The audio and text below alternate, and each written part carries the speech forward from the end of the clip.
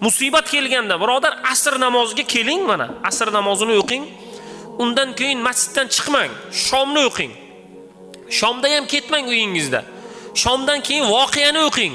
Bir hoji akamiz Turkiyada safarimizda aytdilarki, kambag'al, qarzdor, mana bu kredit yoki boshqa foizga qarz olgan odamlar ketmasin uyiga.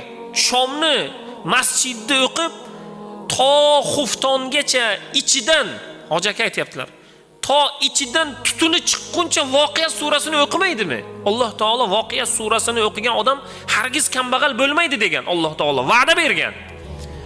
Shomni o'qib bo'lgandan keyin to ichidan tutuni chiqquncha qayta Voqea surasini xuftongacha o'qib, xuftonni jamoat bilan o'qib keyin uyiga bormaydimi dedilar.